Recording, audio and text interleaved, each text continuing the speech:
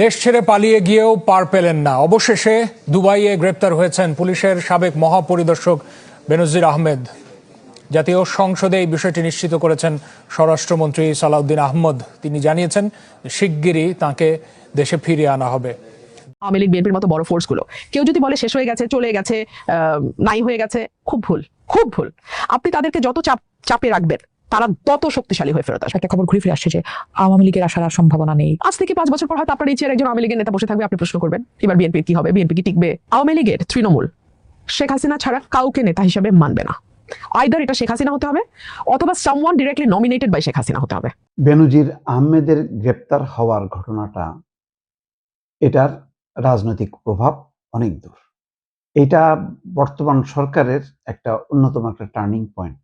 বাংলাদেশ ভারত এক করার প্ল্যান নিয়ে ঢাকা এলেন মোদির ঘনিষ্ঠ দীনেশ ত্রিবেদী। এই প্রশ্নটাই এখন ঘুরছে ঢাকার বিভিন্ন মহলে। কেননা বাংলাদেশের মাটিতে পা দিয়ে এক মহা বিতর্ক সৃষ্টি করেছেন ঢাকায় নিযুক্ত ভারতের নতুন হাই কমিশনার দীনেশ ত্রিবেদী। তিনি বলেছেন বাংলাদেশ ও ভারতের 160 কোটি জনগণ এক হলে তা নাকি বিশ্ব শক্তিতে পরিণত হবে, কিন্তু তার এই বক্তব্যকে মোটেও স্বাভাবিকভাবে দেখছে না বাংলাদেশের মানুষ। দুর্নীতি মামলায় অভিযুক্ত বেনজির আহমেদকে সংযুক্ত আরব আমিরাত পুলিশ কর্তৃক গ্রেফতার করা হয়েছে। Never underestimate the power of the government. পুলিশের সাবেক আইজিপি বেনজির আহমেদের দুবাই পুলিশ কর্তৃক গ্রেফতার প্রসঙ্গে মাত্র কয়েকদিন হলো বাজারে এসেছে একটি নতুন পত্রিকা আগামী সময় নতুন পত্রিকা এসেই বেশ কিছু চমক সৃষ্টিকারী নিউজ সামনে এনেছে। এই পত্রিকার সাথে টাইমস অফ বাংলাদেশ নামে আরেকটা নতুন পত্রিকা, তারা সাম্প্রতিক সময়ে বেশ কিছু গুরুত্বপূর্ণ রাজনৈতিক খবর সামনে এনেছে। আগামী সময় এবার একটা বড় খবর দিচ্ছে। সেই বড় খবরটা হচ্ছে আওয়ামী লীগ যখন দেশে ফেরার চেষ্টা করছে, শেখ হাসিনা যখন দেশে ফেরার ঘোষণা দিচ্ছেন, ঠিক সেই মুহূর্তে গত 2 বছর রীতিমতো পর্দার আড়ালে থাকা আওয়ামী লীগের যে শরিক 14 দল, সেই 14 দল মাঠে ফিরছে। শেখ হাসিনা বলেছেন যে তিনি দেশে এসে আইনের মুখোমুখি হবেন, যদিও এটা নিয়ে নানান জায়গায় নানান মতামত রয়েছে, প্রশ্ন রয়েছে। অনেকের প্রশ্ন যে তিনি এতদিন দেশে ফিরতে চাইলেন না, হঠাৎ করে কেন দেশে ফিরতে চাইলেন, এ বিষয়ে আপনার মতামত জানতে চাই। আবার এটাও জানতে চাই যে হঠাৎ আওয়ামী লীগের ফেরা নিয়ে সবাই এত সরব হলো কেন? জয় বাংলা বলেই তো বাংলাদেশ স্বাধীন হলো, এখন জয় বাংলা বললে এত অস্থিরতা কেন বাইরে দিচ্ছে? শেখ হাসিনা দেশে ফিরবেন কি আপনার কাছে বলছে? সে তো গণমাধ্যমে বলেছে, কি ওনাদের দেশে কি কোনো মানে সংবাদ বলেছে। আমার সমস্যা হলো যে ওই যে আমার ফেসবুক ব্যাকবুক এগুলো নাই তো, হ্যাঁ, ওই যে দেখেন না ছোট্ট একটা, এটার আবার এই যে কিছু ত্যাগ করার পিছনে ছিদ্র নাই, সেই জন্য আমি অনেক কিছু কম জানি, বোকা থাকি। শেখ হাসিনা যদি বলে থাকে দেশে আসবেন, আই ডু এনকারেজ হার, আসা দরকার। কারণ শেখ হাসিনা বলছে না যে শেখ হাসিনা পালায় না, আমি সেটাও বলি শেখ হাসিনা তো পালায় নাই। এখন আমাদের ত্যাগ দেখ দোষর বলবে শেখ হাসিনা কি পালাইলো নাকি? আমি বারবার এক কথা বলি, শেখ হাসিনা পালায় যে যার বলে মিডিয়াতে বলে, শেখ হাসিনা কি নিজে ইরানের সাহা নাকি? আজকে দুবাইয়ে পুলিশের এই সাবেক আইজিপি বেনজির আহমেদকে গ্রেপ্তার করা হয়েছে। তো কিভাবে গ্রেপ্তার করা হলো, এটা কিভাবে সম্ভব হলো? হাজির হয়ে গেলাম বাংলাদেশের রাজনৈতিক সর্বশেষ কিছু গুরুত্বপূর্ণ নিউজ নিয়ে। যেই নিউজগুলো দেখলে বাংলাদেশের রাজনৈতিক সর্বশেষ পরিস্থিতি সম্পর্কে খুবই গুরুত্বপূর্ণ কিছু তথ্য পেয়ে যাবেন। ধৈর্য ধরে সম্পূর্ণ ভিডিওটি দেখার অনুরোধ রইল। তার আগে ছোট করে একটি অনুরোধ, আপনারা যদি এই ধরনের রাজনৈতিক ভিডিওগুলো দেখতে পছন্দ করে থাকেন অবশ্যই চ্যানেলটি সাবস্ক্রাইব করে পরবর্তী ভিডিওটি সবার আগে পাওয়ার জন্য বেল আইকনটি অল করে দিবেন। চলুন দর্শক, কথা না বাড়িয়ে একটি লাইক দিয়ে একে একে সেই ভিডিওগুলো দেখে আসি। আওয়ামী লীগ বিএনপির মতো বড় ফোর্সগুলো কেউ যদি বলে শেষ হয়ে গেছে, চলে গেছে, নাই হয়ে গেছে, খুব ভুল, খুব ভুল। আপনি তাদেরকে যত চাপে রাখবেন তারা তত শক্তিশালী হয়ে ফেরত আসবে। একটা খবর ঘুরে ফিরে আসছে যে আওয়ামী লীগের আসার সম্ভাবনা নেই। আজ থেকে 5 বছর পর হয়তো আপনার এই চেয়ারে একজন আওয়ামী লীগের নেতা বসে থাকবে, আপনি প্রশ্ন করবেন এবার বিএনপির কি হবে, বিএনপি কি টিকবে? আওয়ামী লীগের তৃণমূল শেখ হাসিনা ছাড়া কাউকে নেতা হিসেবে মানবে না। আইদার এটা শেখ হাসিনা হতে হবে অথবা someone directly nominated by Sheikh Hasina হতে হবে। But there is a question, Sheikh Hasina has already proved herself. বা এই দলটি আর আসতে পারবে না বলে যে আলাপটা এখন শুরু হয়েছে নানা গণমাধ্যমে বা নানা জায়গায়, আপনার কাছে কেন এটা অবাস্তব মনে হচ্ছে? একেবারে অবাস্তব। আপনি দেখুন না, আপনি এই ভোটে যখন দুপুর 2:30 বাজে 3টা বাজে আমি দ্রুত খবর নিলাম যে ভোটের কাস্টিং কত, পার্সেন্টেজ কত, বলো 38%। আমার লোককে বললাম তোমরা অন্য কনস্টিটিউয়েন্সিতে খবর নাও, বলো এইরকমই 38-40 এর বেশি না কাস্টিং এই পর্যন্ত। তাহলে বাকি 60% কারা?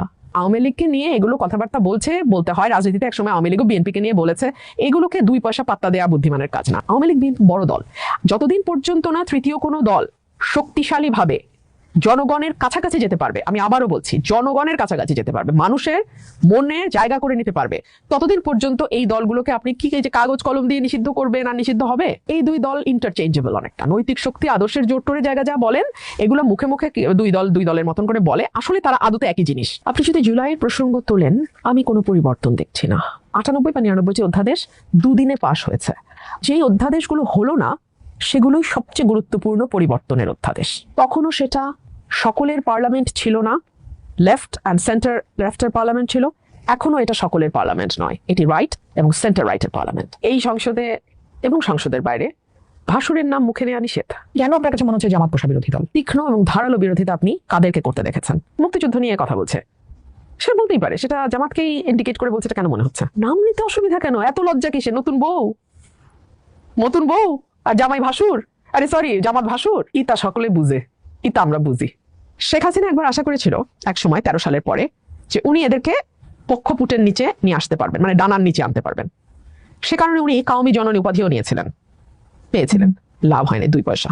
বিএনপি যদি মনে করে ওদের সাথে কম্প্রোমাইজ করে ওদের সঙ্গে একটু আপোষে প্রেম মিষ্টি না হ্যাঁ এভাবে টাইম পাস করবে, they will throw them out in, মানে কি বলবেন, 6 মান্থস মেবি। 100 দিন পার হয়েছে একটা সরকারের, ঠিক কোন জায়গায় আপনি সফল দেখছেন? তো এই সরকারের হানিমুন পিরিয়ড বলে কোনো সময় আছে বলে আমি মনে করি না। বাংলাদেশ একেবারে একটা ভঙ্গুর অর্থনীতির উপর দাঁড়ায় আছে। ভালো খবর নাই অর্থনীতিতে ভালো খবর না থাকলে অটোমেটিক্যালি আনরেস্ট একটা তৈরি হয় সমাজে, অস্থিরতা তৈরি হয়, এবং সেটার একটা সুস্পষ্ট চিত্র আমরা দেখতে পাচ্ছি এখন। এক মাসে 118, 120, 125 এক এক জায়গায় এক এক পরিসংখ্যান আসতেছে, শিশু ধর্ষণের শিকার হচ্ছে, এবং বেশিরভাগ ক্ষেত্রে বাচ্চাটাকে খুন করা হচ্ছে, মেরে ফেলা হচ্ছে। এই ধরনের ধর্ষণ, হত্যা, নারীর উপর সহিংসতা, সেটার পেছনে কি এই অস্থিরতাটা দায়ী, নাকি আর কোনো কারণ আছে আপনার কাছে মনে হয়? এই যে দীর্ঘ সময় একটা বড় জনগোষ্ঠীকে আদার বা অপর করে রাখা, এবং এখন আবার সেই আদাররা পাওয়ার পরে তারা আবার আরেক পক্ষকে একেবারে এলিমিনেট করে দেওয়ার যেই চিন্তা, সবকিছু এখানে এফেক্ট করেছে। আমাদের কৃষ্টি কালচার, সিনেমা, গান, এগুলোকে লালন করে ধারণ করে, অর্থাৎ মধ্যবিত্তের যে কালচার, সেটা যে বিএনপি সেটাকে রিপ্রেজেন্ট করছে। তাদের ভোট তো বিএনপি ঘরে গেছে, তাদের ভোট তো জামাতের ঘরে যায় নাই। বিএনপি তো তার সেই ভোটারদেরকেও হতাশ করেছে, নাকে রুমাল চাপা দিয়ে বিএনপিকে ভোট দিয়েছে, কিন্তু দিয়েছে তো, সেই মানুষগুলো তো হতাশ হয়েছে বিএনপির পারফরমেন্সে। বিএনপি কোথায় আপনার কাছে মনে হয় যে তারা ফেল করছে? কোন জায়গায় পাস করছে আপনি বললে আমি ফেলটা আমার পক্ষে ইজিয়ার হতো। বিএনপি এখন ট্যাসিট বা দূরবর্তী উগ্রপন্থার একজন ধারক বাহক হিসেবে নিজেকে আবারও পরিচয় দিচ্ছে, প্রমাণ করছে। আমি ছাড়া একটা পলিটিশিয়ান মাজার ভাঙার বিরুদ্ধে কথা বলে না। কেন? কাদেরকে খুশি করতে চায় তারা? এত দ্রুত আসলে তার সাথে তার পক্ষে এত কিছু করা সম্ভব কিনা, এই সময়টুকু কি আসলে দেওয়া উচিত না বিএনপিকে? না, উচিত না। আমি আপনাকে বলেছি, এই শুরুতেই বলেছি, এটার হানিমুন পিরিয়ড বলে কিছু নাই। পানি অনেক দূর গড়িয়ে গেছে। অর্থনীতি পুনরুদ্ধারের জন্য আপনি সরকারকে কিছু সময় দিতে পারেন, কিন্তু আইন শৃঙ্খলা, যেটা মানুষের জীবনের সঙ্গে ওতপ্রোতভাবে জড়িত, মানুষের বেঁচে থাকার সঙ্গে ওতপ্রোতভাবে জড়িত, আপনি 1 সেকেন্ডও সময় দিতে পারেন না। ওনার এই কুল ম্যান ইমেজ যদি রামিসার মতো 118টা শিশুকে বাঁচাইতো ধর্ষণের কাছ থেকে, ওনার এই কুল ম্যান ইমেজ যদি আমাদের মাজারগুলোকে উন্মুক্ত জনতার হাত থেকে রক্ষা করতে পারতো, আপনি তার সাথে দ্বিমত পোষণ করছেন কেন? এটা তো তার 3 মাস পত্রিকার রিপোর্ট তো সেটা বলছে না। সেটার জন্য দায় শুধুমাত্র সরকারকে দেওয়া যায় না। আর কাকে দিব বলেন? আমি দেই। আমরা 9 লাখ কোটি টাকা দিয়ে সরকার পুষবো, আর দায় কাকে দিব বলেন? দেই তাহলে। রামিসা's incident is a classic example of politicization. রামিসার মাসে ঠিক যেদিন বিরোধী দলের নেতা গেলেন, তড়িঘড়ি করে প্রধানমন্ত্রীকেও তার লট বহন নিয়ে সেদিনে যেতে হলো, এবং ভুয়া ধ্বনি শুনে প্রত্যেকেই যার গাড়িতে উঠলেন। রামিসার বাবা অসুস্থ হয়ে 2 দিন পর দেখলাম হসপিটালে ঢুকেছেন, সাথে সাথে আবার 2 দল উপস্থিত। প্রধানমন্ত্রী টাইম ফ্রেম দিতে পারেন না, এটা উনি দিতে পারেন না। এটা আবার আমাকে সেই টোটালিটেরিয়ান স্টেটের কথা মনে করিয়ে দেয়, যেখানে অসীম ক্ষমতাময় সম্রাট ঠিক করেন কার বিচার কতদিন কিভাবে হবে, কার কি শাস্তি হবে। আমি আপনার স্বরাষ্ট্রমন্ত্রীকে যত ব্যস্ত দেখি সংবিধানের ধারা উপধারায় পাণ্ডিত্য জাহির করতে, তত ব্যস্ত দেখি না আইন শৃঙ্খলা ঠিক করতে। এইভাবে কোন সরকার স্ট্যান্ড নেয় নাই। আপনি আমাকে বলেন, ঘন্টা পর ঘন্টা মাজার ভাঙা হয় কি করে? সরকার কি চুরি পরে বসে থাকে যে আমি ভয়েসলেস, ধর্ম অবমাননা শুনলেই কাঁপতে কাঁপতে পড়ে যাব? আমি তো মানুষই না। তোমরা আমাকে আগুন জ্বালায় মারবা, আমার গায়ে মারো, আই এম চ্যালেঞ্জিং ইউ, মারো। ঠিক কি ধর্ম অবমাননা আপনি করেছিলেন, মানে পেছনের গল্পটা আসলে কি? আমার রব একজন, আমার জবাব আমি তাকে দেব। অবমাননা যদি হয়ে থাকে, শাস্তি আমি পাবো, সেই শাস্তি আমাকে আমার রব দেবে। সেই রবকে তোমরা পোট্রে করো এই ভয়াবহ ভাবে। তোমরা আমার রবের কোন চেহারা দেখাও, কোন ইমেজ তোমরা আনো বিশ্বের সামনে আমার রবের? এটা তো আমার রবের ইমেজ নয়। তাহলে এই অবমাননার ভয়টা কিসের আসলে? বোগাস বু। আমি না, এই অবমাননার ভয়টা তাহলে কেন দেখানো হয়? মানে কন্ট্রোল করার জন্য, তাদের মত চাপিয়ে দেওয়ার জন্য, আপনাকে ডমিনেট করবার জন্য, আপনাকে চুপ করিয়ে দেবার জন্য, রুবাবা সালানা মাসানা কি জানি আছে, ওগুলো সহজ করবার জন্য। সেক্ষেত্রে রুমি ফারহানা, অনেকেই বলছে যে আপনি একটা নতুন রাজনৈতিক দল আনতে চাচ্ছেন। ওইটা ওই কর্পোরেট হাউস থেকে 100 কোটি টাকা আসলো আর একটা ঝলমলা অফিস নিলাম, ওইভাবে হবে না বাবা। পায়ে হেঁটে মানুষের দাঁড়ে দাঁড়ে গিয়ে দল গঠন করতে হবে। এক একটা নদীর উৎস মুখ আলাদা, কিন্তু তারা তো একসাথে গিয়ে মেলে একটা না একটা সময়।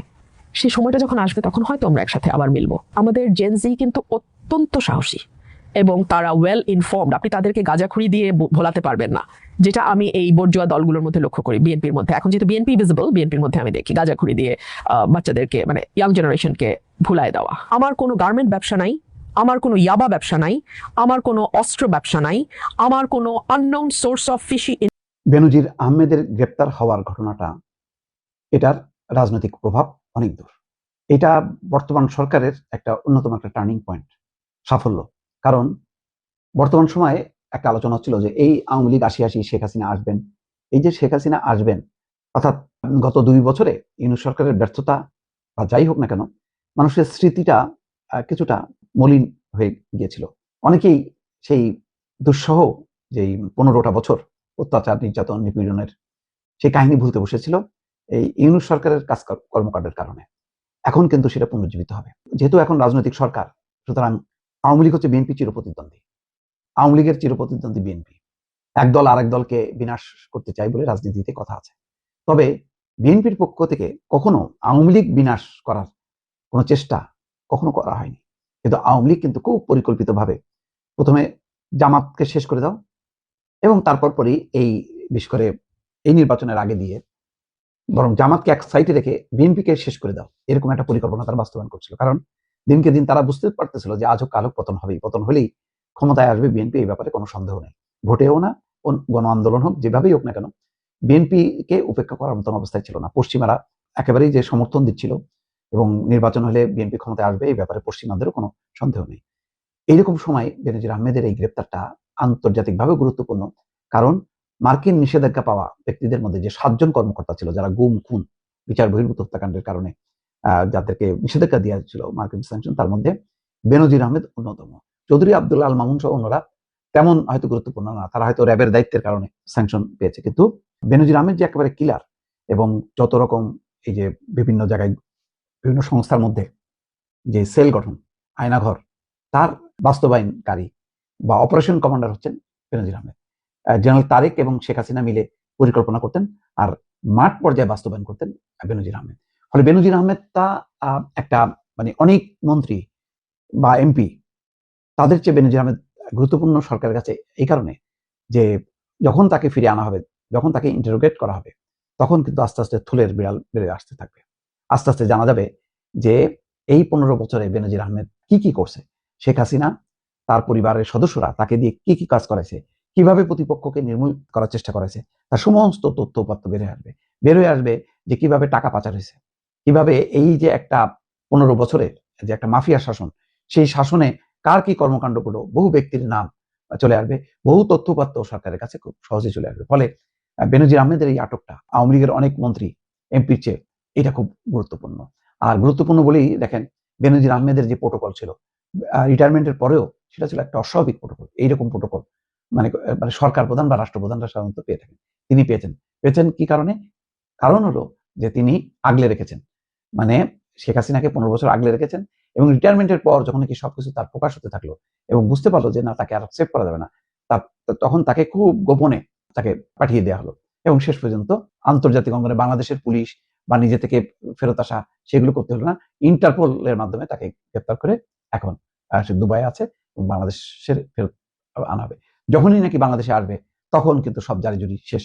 অর্থাৎ শেখ হাসিনার যেই রাজনীতিতে আবার ফিরে আসা, আওয়ামী লীগের পুনর্বাসন হওয়ার যেই স্বপ্ন অনেকে দেখছিল, সেটা কিন্তু ফিকে হয়ে যাবে। কারণ সমস্ত অপকর্মগুলো, রাজনৈতিক অপকর্ম, দুর্নীতি, গুম খুনের যেই কর্মকাণ্ডগুলো আস্তে আস্তে প্রকাশ পেতে থাকবে, তখন রাজনীতি আবার আরেকদিকে টার্ন করবে, যেটা কোনোভাবেই আওয়ামী লীগের পক্ষে যাবে না। সালাম আলাইকুম। একটা কথা আছে, পাপ বাপ কেউ ছাড়ে না। টাকার জন্য পৃথিবীর প্রত্যেকটা মানুষের ছোটে, কিন্তু কিছু টাকা, যে টাকাগুলোর মধ্যে মানুষের রক্ত মিশ্রিত আছে, কিছু টাকা আছে যেগুলোর মধ্যে মানুষের আহা মিশ্রিত আছে, কিছু টাকা আছে যে টাকাগুলো উপার্জনের জন্য আপনি একজন ভালো মানুষকে অপরাধী বানিয়ে দিচ্ছেন, একজন মানুষের ব্যবসা প্রতিষ্ঠান আপনি শেষ করে দিচ্ছেন, একজন মানুষকে মিথ্যা মামলায় ক্রসফায়ার দিয়ে আপনি রাজনৈতিক উদ্দেশ্যকে বাস্তবায়ন করছেন। এই ধরনের আহামূলক যে মামলাগুলো আছে বা যে অর্থ আছে, এটা আপনার জন্য কাল হয়ে দাঁড়াবে। দর্শক, ইতিমধ্যে আপনারা সকলেই জানেন যে একসময় বাংলাদেশে একজন মন্ত্রী এমপি, শুধুমাত্র প্রধানমন্ত্রীর পরে যদি কোনো ব্যক্তি ছিল, সে ছিল সাবেক পুলিশের IGP Benazir Ahmed. Billions of টাকা মালিক, বিদেশে ব্যবসা বাণিজ্য অনেক কিছুই তার ছিল। তো আওয়ামী লীগ সরকার পতনের একদম প্রথম একটা ধাপ কিন্তু হচ্ছে এই বেনজিরকে নিয়ে বেশ কিছু প্রতিবেদন কালের কণ্ঠ পত্রিকা যখন প্রকাশ করা শুরু করলো, এরপর আমরা শুনলাম সে দেশ ছেড়ে পালিয়েছে, বাট পরবর্তী সময় জানলাম দেশে আছে। যাই হোক, সর্বশেষ তার অবস্থান ছিল দুবাইয়ে। আজকে দুবাইয়ে পুলিশের এই সাবেক আইজিপি বেনজির আহমেদকে গ্রেপ্তার করা হয়েছে। তো কিভাবে গ্রেপ্তার করা হলো, এটা কিভাবে সম্ভব হলো? আসলে সব সম্ভব যতক্ষণ আপনি চেয়ারে অথবা চেয়ারে থাকার মানুষটার আশেপাশে আছেন, ততক্ষণই কিন্তু কেয়ারে।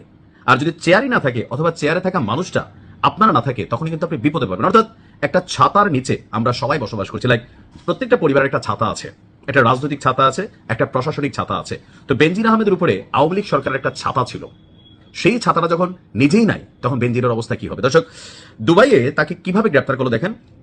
সরকার ক্ষমতায় আসার আগেই সম্ভবত অন্তর্বর্তী সরকারের সময় থেকে কিছু অ্যাক্টিভিটিস চলছিল, আর বিএনপি সরকার ক্ষমতায় আসার পরে দুবাইয়ে বেনজির আহমেদের অবস্থান মানে কনফার্ম হওয়ার পর রাষ্ট্রের পক্ষ থেকে দুবাই পুলিশের কাছে একটা চিঠি পাঠানো হয়। আপনারা অনেকে জানেন ইন্টারপোল অর্থাৎ ইন্টারন্যাশনাল পুলিশ।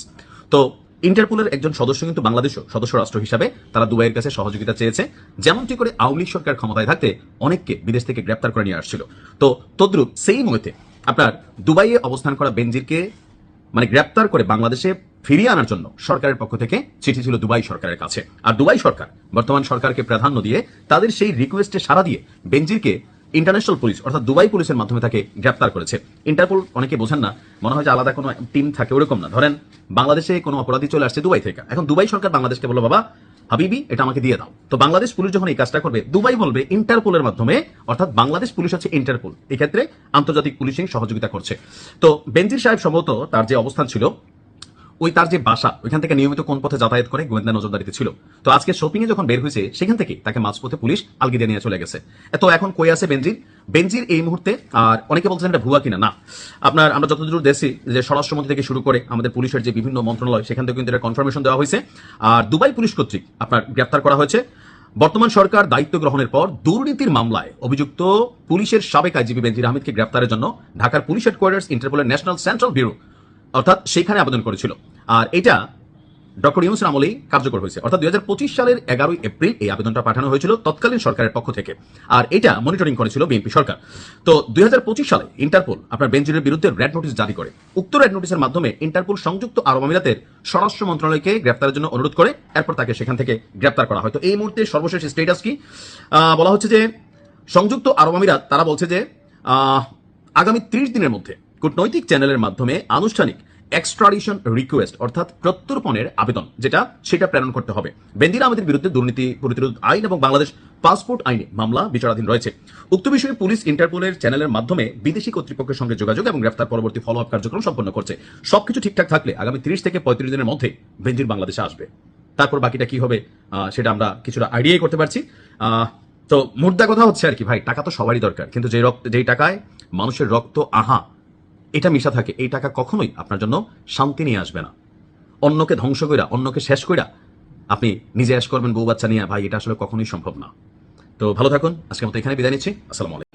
দুর্নীতি মামলায় অভিযুক্ত বেনজির আহমেদকে সংযুক্ত আরব আমিরাত পুলিশ কর্তৃক গ্রেফতার করা হয়েছে। Never underestimate the power of the government. পুলিশের সাবেক আইজিপি বেনজির আহমেদের দুবাই পুলিশ কর্তৃক গ্রেফতার প্রসঙ্গে এই বিষয়ে আমি মহান জাতীয় সংসদকে অবহিত করছি যে বর্তমান সরকার দায়িত্ব গ্রহণের পর দুর্নীতি মামলায় অভিযুক্ত পুলিশের সাবেক আইজিপি বেনজির আহমেদকে গ্রেফতারের জন্য ইন্টারপোলের সাথে নিবিড়ভাবে কাজ করার জন্য নিয়োজিত পুলিশ হেডকোয়ার্টার্সের national central bureau NCB Dhaka কর্তৃক ইন্টারপোলে আবেদন করা হয়। তার প্রেক্ষিতে গত 11 এপ্রিল 2025 এটা 2025-এ পাঠানো হয়েছিল, আমরা এটা মনিটর করেছি। ইন্টারপোল 2025/12239 নম্বর ফাইল ও 5174/4 2025 কন্ট্রোল নম্বরের মাধ্যমে বেনজির আহমেদের প্রতি রেড নোটিশ জারি করে। উক্ত রেড নোটিশের মাধ্যমে ইন্টারপোল কর্তৃক সংযুক্ত আরব আমিরাতের স্বরাষ্ট্র মন্ত্রণালয়কে অনুরোধ করা হয় গ্রেপ্তারের জন্য। মাননীয় স্পিকার, আমি এই মহান সংসদের মাধ্যমে সমগ্র জাতিকে জানাচ্ছি যে গত 12 জুন 2026 তারিখে সংযুক্ত আরব আমিরাতের স্বরাষ্ট্র মন্ত্রণালয়ের director general of federal criminal police national central bureau NCB Abu Dhabi হতে প্রেরিত একটি ইমেইলের মাধ্যমে বাংলাদেশ সরকারকে জানানো হয়েছে যে দুর্নীতি মামলায় অভিযুক্ত বেনজির আহমেদকে সংযুক্ত আরব আমিরাত পুলিশ কর্তৃক গ্রেফতার করা হয়েছে এবং তিনি বর্তমানে সেখানে আটক আছেন। মাননীয় স্পিকার, আমি এই মহান সংসদকে আরও অবহিত করছি যে এনসিবি আবু ধাবি জানিয়েছে যে UAE federal law number 39 of 2006 অনুযায়ী গ্রেফতারের তারিখ হতে 30 দিনের মধ্যে কূটনৈতিক চ্যানেলের মাধ্যমে আনুষ্ঠানিক এক্সট্রাডিশন রিকোয়েস্ট প্রেরণ করতে হবে।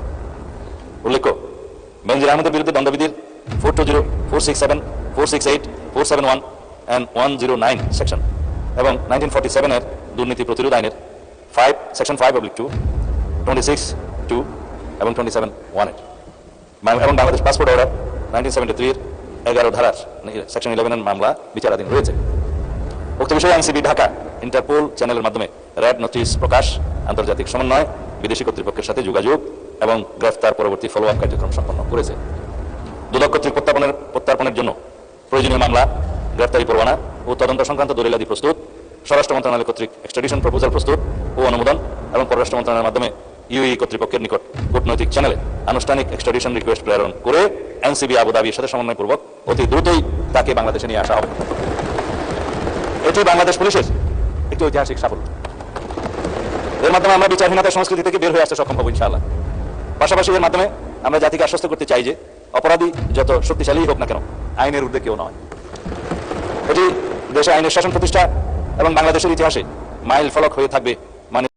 এই ভিডিওগুলো দেখছিলেন, এ সম্পর্কে আপনাদের কোনো মতামত থেকে থাকলে অবশ্যই আপনাদের মূল্যবান মতামত কমেন্টে লিখে পাঠাবেন। ভিডিও ভালো লাগলে চ্যানেলটি সাবস্ক্রাইব করে আমাদের সাথেই থাকতে পারেন। এতক্ষণ সাথে থাকার জন্য ধন্যবাদ।